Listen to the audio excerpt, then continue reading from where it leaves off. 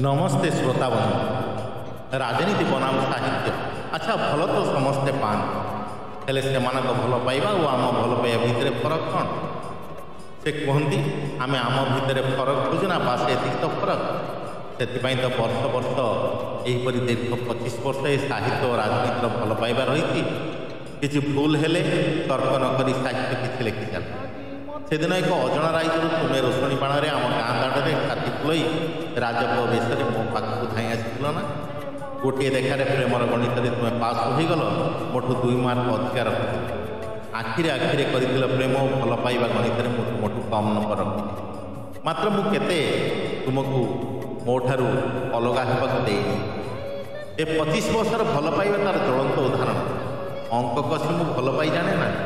मु हारी तुम पाखे रहा चाहे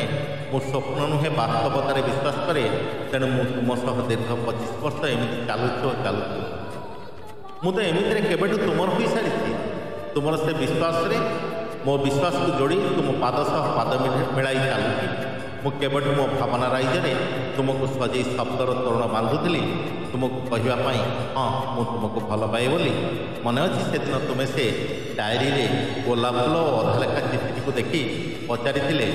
उत्तर में कही ये तो बास कल्पनार एक पाखुड़ा सेमती किसी नु मन अच्छी ना हाँ मन अच्छी कही निश्चय तुम्हें ही मो लिखि मत नहीं केवल भावुव ना हेले मु पचारि कह सेमती किसी नुह तुम मिछ को मु तुम आखिरे से दिन देखुली मो हाथ को तो मो हाथ मुठारे विश्वास भल पाइबा दे बास्तवतार सिंदूरा और विश्वास संख्या पिंधाई तुमर करने मो तमाम प्रश्न पूर्णछेदर गार टाणी तुम्हें मोर होगल भावी नी अतीत कांथरे लिखा जाइथिबा दुख जंत्रणा भल पाइबा हाथ को हाथ में बांधि तुम्हें मिसी चलबार जो स्वप्न देखिलु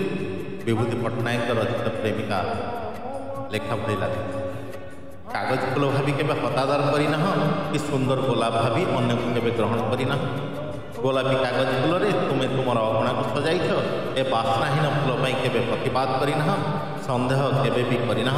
भल मनीष भल पाइबा और सब कलार नमूना तुम्हें राजनीति व्यवसाय जदिओ तुम पेशा गांधर्व विद्या तुम निशा और शौकीन जो जीवनर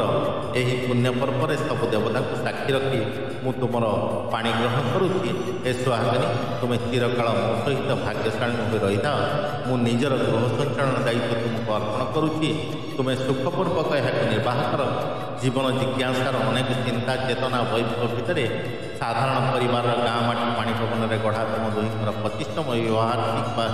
विवाह वार्षिकी मोर शुभकामना प्रभु जगन्नाथ और माँ चर्चिका तुम दाम्पत्य जीवन को सुखमय कर दीर्घ 25 वर्षर अनुभूति को लेखा माध्यम रोमंथन कर प्रयास निश्चय स्वागत योग्य मु कामना करुच्ची तुम्हें तुम दुहींकर 1000 वर्ष सुखी दाम्पत्य जीवन शेष निश्वास पर्यंत रही था साहित्य और राजनीति सेमती गोटे फूलर 2 पाखुड़ा